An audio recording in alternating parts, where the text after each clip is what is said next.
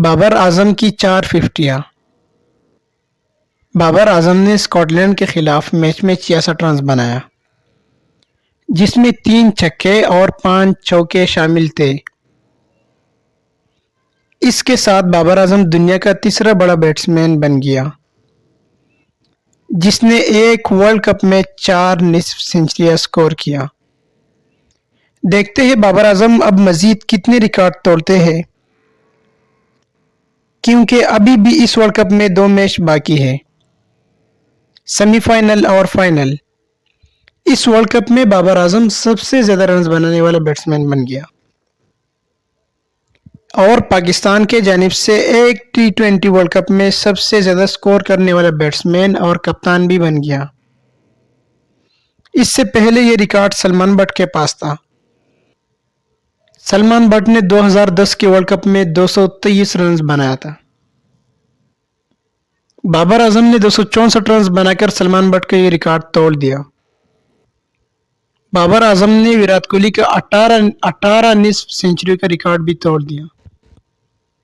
T20 میں یہ بابر اعظم کا اس سال کی 19واں سنچری ہے۔ بابر اعظم نے اس ورلڈ کپ میں اس سے پہلے سب سے زیادہ رنز بنانے والا بیٹسمین جوس بٹلر کا بھی ریکارڈ توڑ دیا۔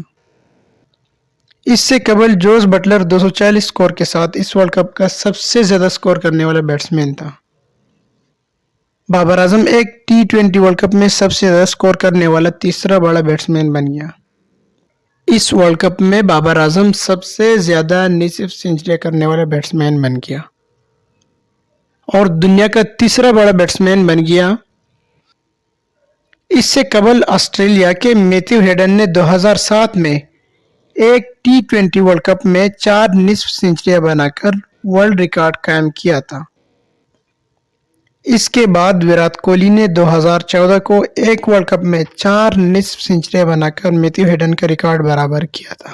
اب 2021 میں بابر اعظم نے ایک T20 ورلڈ کپ میں 4 نصف سنچریاں بنا کر ان کے ریکارڈ برابر کیا۔ پاکستان کے 2 میچ باقی ہے۔ دعا کرے بابر اعظم 5واں نصف سنچری بنا کر T20 ورلڈ کپ میں سب سے زیادہ نصف سنچری کرنے والا بیٹسمین بن جائے۔ یہ ہمارے لیے فخر کی بات ہوگی کہ ہمیں یہ اعزاز مل جائے۔ بابر اعظم ایز اے کپتان T20 میں 15 ففٹیوں کے ساتھ سب سے زیادہ 50 بنانے والا کپتان بن گیا۔ انڈین کپتان کوہلی 13 ففٹیوں کے ساتھ دوسرے نمبر، آسٹریلین کپتان اورن فنچ اور نیوزی لینڈ کے کپتان کین ولیمسن 11 ففٹیوں کے ساتھ تیسرے نمبر پر ہے۔